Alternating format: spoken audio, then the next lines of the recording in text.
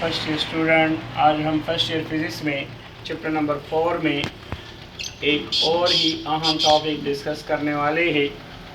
Topic का नाम है पावर। पावर क्या है, पावर के टाइप्स क्या है, पावर का यूनिट क्या है, पावर स्केलर है कि वेक्टर है, पावर डिफिनीशन क्या है, ब्रिटिश इंजीनियरिंग सिस्टम में पावर का यूनिट क्या है, डायमेंशन ऑफ पावर क्या है। तो चलो स्टार्ट करते हैं कि पावर है क्या। पावर का मतलब होता है rate of doing work. Rate of doing work मतलब काम करने की सलाहियत को पावर कहते हैं। सो डिफिनीशन है rate of doing work is called power. Power को हम P से रिप्रेजेंट करते हैं और मैथमेटिकली पावर बराबर होता है work done divide by time या W/T।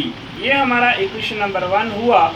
यहाँ पे W वर्क को शो करता है और T टाइम को शो करता है। अब हम आते हैं टाइप्स ऑफ पावर पे।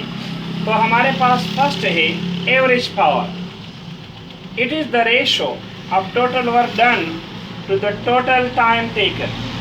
मैथमेटिकली अगर हमारे पास टोटल वर्क dW है और टाइम हमारे पास dt है तो एवरेज पावर हमारे पास बराबर है dW divide by delta t। ये हमारा इक्वेशन नंबर 2 है। Equation number 2 mathematical formula show कर रहा है एवरेज पावर के लिए।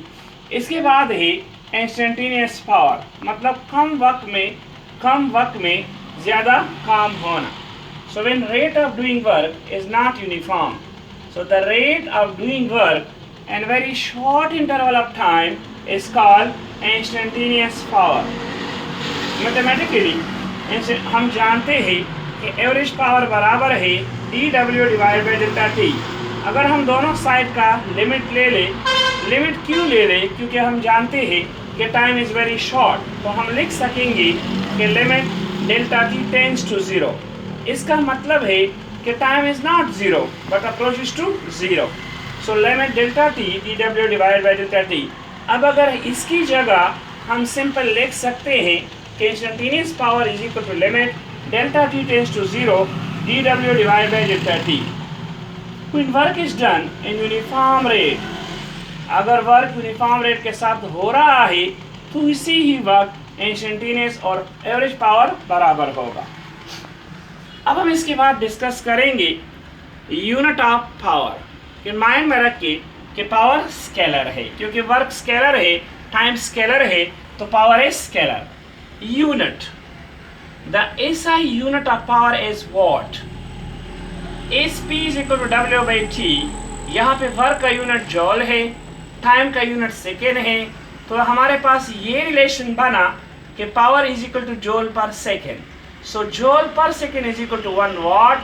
सो यहाँ से हम पावर को इसी तरह 1 वाट को इसी तरह भी डिफाइन कर सकते हैं कि power is said to be 1 watt if 1 joule of work is done in 1 second. अगर 1 जॉल वर्क 1 सेकेंड में हो जाए तो दैट इज व्हाट 1 वाट। अब हमारे पास 1 किलोवाट, किलो मीन 1000 वाट, ये यूज होता है ये यूनिट इलेक्ट्रिकल एप्लायंसेस में। सेकेंड वन है मेगावाट। मेगा का मतलब है 10 पावर 6 वाट, ये यूज होता है पावर जनरेशन में।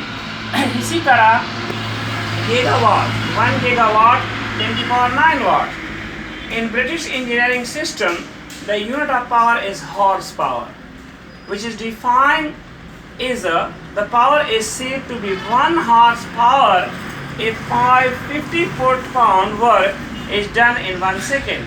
So हम लिख सकते हैं कि 1 horsepower बराबर है 550 foot lift divide by second. अब यहाँ पे 550 है, एक फुट में 0.3048 मीटर होते हैं और एक लिफ्ट में 4.45 न्यूटन होते हैं और सेकेंड। इन सब को अगर हम मल्टीप्लाई करें तो हमारे पास 1 हॉर्स पावर बराबर होगा 746 वाट। अब हम आते हैं कि what is the dimension of power.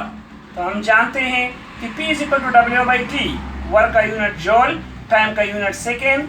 So work बराबर होता है जूल बराबर होता है न्यूटन मीटर। अब 1 न्यूटन में kilogram metre per second square के बराबर है, metre by second. Kilogram metre metre metre square second cube. Kilogram का किसका यूनिट है? मास का। मीटर लेंथ का यूनिट है और सेकंड टाइम का। So that is the dimension of power.